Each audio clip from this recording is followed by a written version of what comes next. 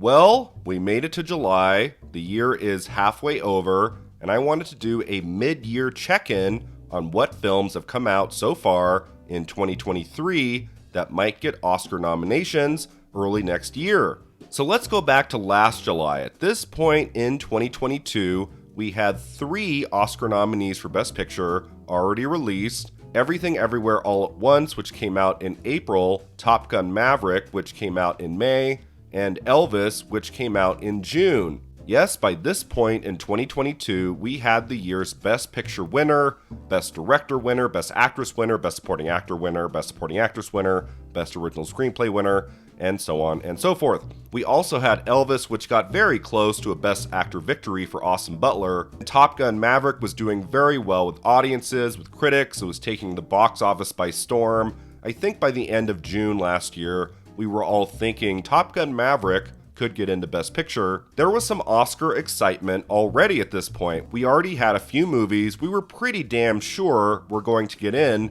This year, I would argue, things are a little different. We do have Oppenheimer coming very soon, and I do think that's going to be a major Oscar player, but from January to June of 2023, we really haven't had too many movies come out that are going to be major Oscar players in 2024. For me, there's just one that I think is going to do very well, and then there are a few others that I think might pick up a screenplay nomination, maybe an acting nomination. And then of course there was the Cannes Film Festival in May, which introduced the world to many big contenders that are coming out for the most part much later this year. In this video, I want to talk about the 5 films that have come out in theaters already that I think are going to be Oscar nominated in early 2024. Here we go. Number 1 is Past Lives. This is the one film that's come out so far this year I think is going to get into Best Picture in 2024. It's not a sure thing by any means. It's not like Past Lives is setting the box office on fire. People are certainly loving it. I'm not seeing really any negativity online by anybody. I have already chosen it as the best film of 2023. I don't think I'm going to see a movie in the next 6 months that I like better than Past Lives. It really is the best movie I've seen since Parasite, and it's just extraordinary all the way through. And I just think it's going to do very well with critics' prizes at the end of the year. I don't know how it does at like SAG or Golden Globes. Like, that's kind of up in the air right now. When it comes to the Oscars, I would love to see it get into at least 5 or 6 categories. I don't know how well it will do. It might just show up in original screenplay and nothing else. That would be very disappointing, and I do think it will do better than that unless the competition is just so fierce at the end of the year. There are 15, 20 titles going after Best Picture, going after Best Actress. I do see Past Lives getting into at least 3 of the top categories. If I were a betting man, I would say right now Past Lives will get into Best Picture, Best Actress for Greta Lee, and Best Original Screenplay for Celine Song.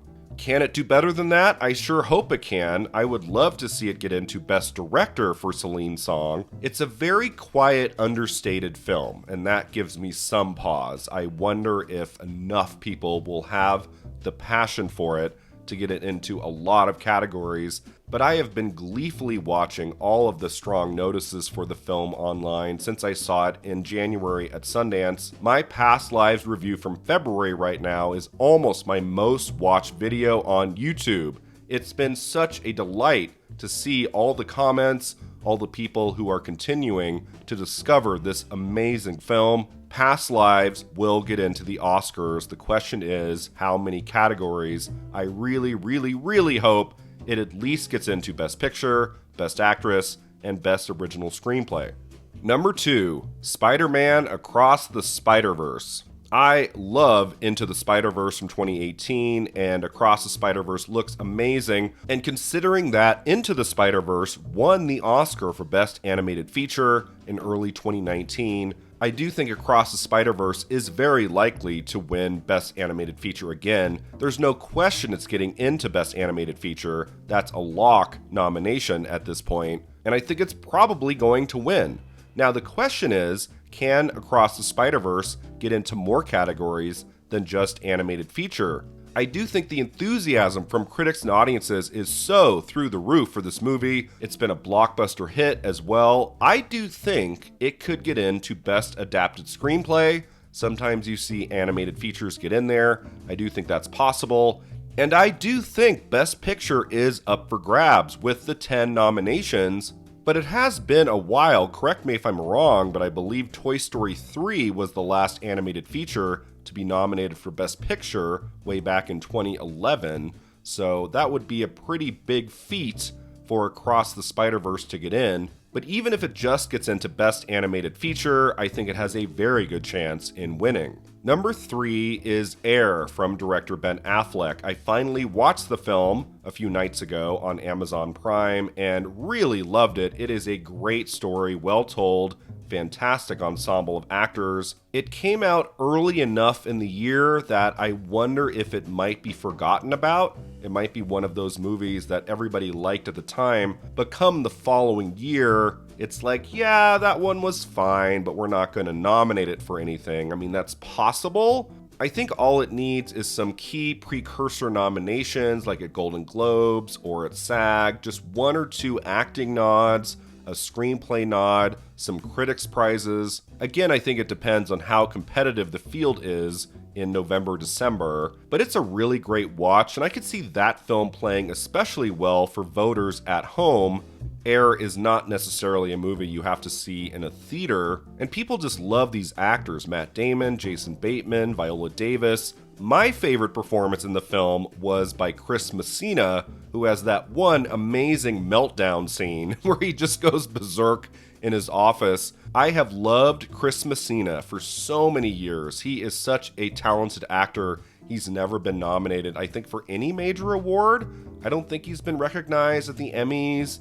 He is one of those actors we take for granted so often. I would love for him to get into the Best Supporting Actor race for Air. I think he deserves it. But as of now, I think the 2 categories that has the best chance of getting into next year at the Oscars is Best Adapted Screenplay and Best Supporting Actress for Viola Davis. I could see the Davis nomination happen. She's very good in the film. It's a very strong, grounded performance. She's got a couple really great scenes in that movie. She just barely missed out on a Best Actress nomination for The Woman King a few months ago. I could see her getting in for Air as like a, oops, sorry about that, but it's certainly not a given by any means. I could see Air coming up short on Oscar nominations morning, but I do think Davis has a shot, and Best Adapted Screenplay, that would make a lot of sense to me. Maybe it doesn't get into Best Picture, Best Director, a lot of the top categories, but we give Air something. We give it that screenplay nomination. Number 4 is Asteroid City. I'm hearing great things. Many of Wes Anderson's films have been recognized at the Oscars. Grand Budapest Hotel did especially well in 2015, getting into Best Picture. You could put a little bit of pause on predicting Asteroid City to get in anywhere, given that The French Dispatch, Wes Anderson's last movie,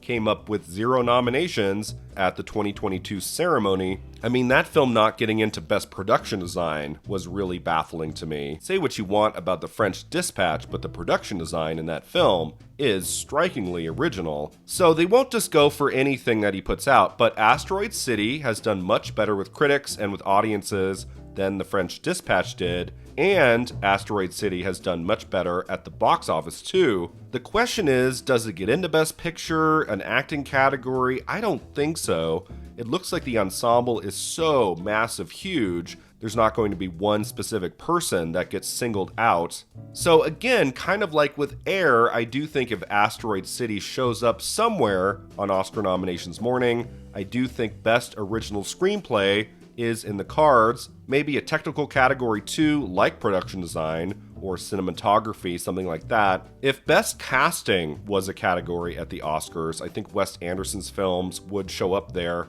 every time, but we still don't have that category yet, which I believe we should.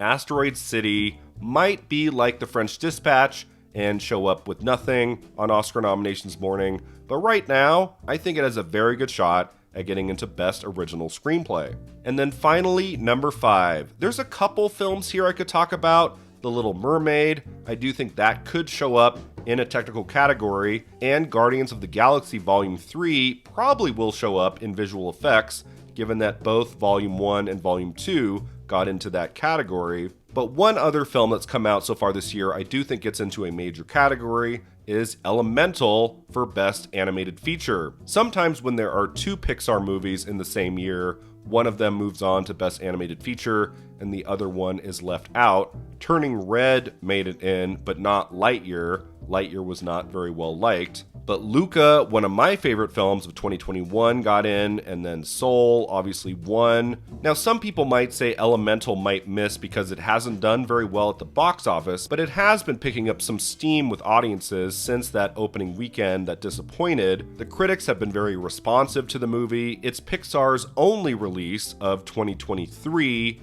and since Best Animated Feature has those 5 slots, I do think Elemental will get an Oscar nomination in that category in early 2024.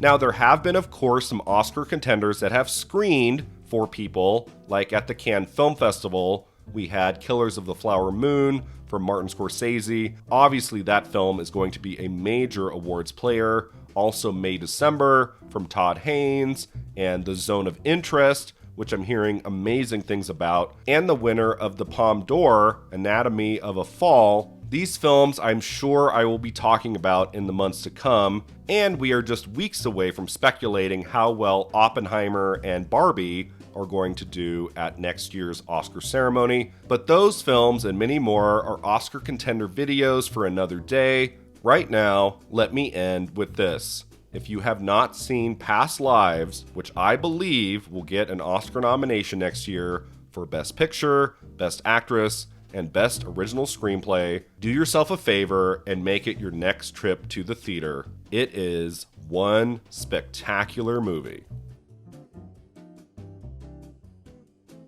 Thanks so much for watching. If you enjoyed this video, don't forget to like and subscribe. And let me know in the comments below, what are some films that have come out so far this year you think are going to be Oscar nominated in early 2024? Is there anything you think I left off the list? We'll see you next time.